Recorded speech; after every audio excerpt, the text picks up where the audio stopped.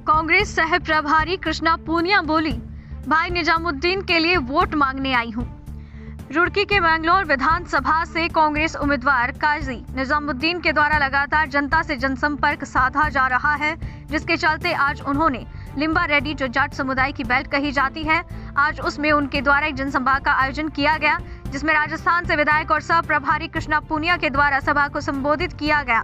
उन्होंने कहा, जिस तरह से केंद्र सरकार ने सिर्फ लोगों को महंगाई देने का काम किया, वहीं दूसरी ओर जिस तरह से बार बार भाजपा कहती थी कि डबल इंजन की सरकार लाओ और महंगाई से छुटकारा पाओ, लेकिन यहाँ तो इसका उल्टा हुआ।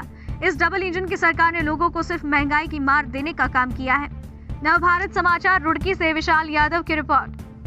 देखिए, ये संस्थान देश के जनता के लिए बनाए गए थे ताकि देश की जनता का रोजगार उनके ऊपर हक रहे, और आज वहाँ पर हम प्राइवेटकरण करेंगे तो बहुत सारी समस्याएं आगे उत्पन्न होंगी। अगर हॉस्पिटल को अगर हम लेते हैं वो भी प्राइवेट हो जाएगा, आज आम आदमी का इलाज करवाना बहुत मुश्किल हो रहा है। तो ये जो संस्थाएं थी उस तबके को ध्यान में लेके बनाई गई थी जो गरीबी तबका था।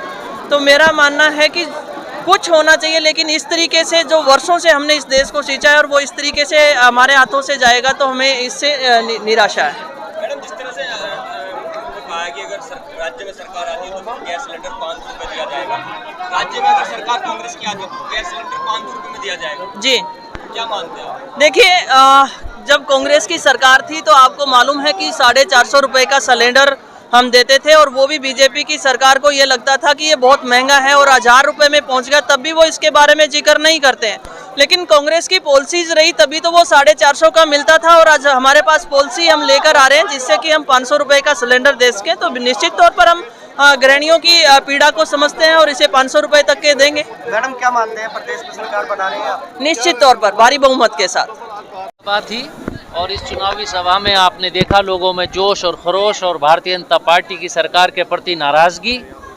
लोग अब पूरे उत्तराखंड में कांग्रेस की तरफ एक उम्मीद की किरण के रूप में देख रहे हैं और कांग्रेस को सत्ता में लाना चाहते हैं और भारतीय जनता पार्टी को सत्ता से बेदखल करना चाहते हैं। सर, जिस तरह से हाजी जी भी मैदान में है तो क्या मानते हैं कि मुकाबला देखने को मिलेगा? पूरे प्रदेश में उत्तराखंड का में मुकाबला सीधा भारतीय जनता पार्टी और कांग्रेस के बीच में है। अन्य दल मुकाबले से पूरी तरह बाहर है। मंगलौर विधानसभा में भी भाजपा से मुकाबला लगा दिया, क्या मानते हैं? जैसे चुनाव आयोग ने रैली को बैन लगा दिया है, क्या मानते हैं आप? अब जो चुनाव आयोग ने किया हम उसका स्वागत करते हैं, और जो उन्होंने मानक बनाए हैं हम उन मानकों के तहत ही कार्यक्रम करने में हम लोग भी विश्वास रखते हैं। और अब लोकतांत्रिक पर्व है, लेकिन लोगों के जोश और लोगों के उत्साह को हम लोग रोकने में सक्षम शायद ना हो। विधानसभा में काफी लोग कांग्रेस के साथ जुड़ चुके हैं, इससे कितना बड़ा वो मानते हैं?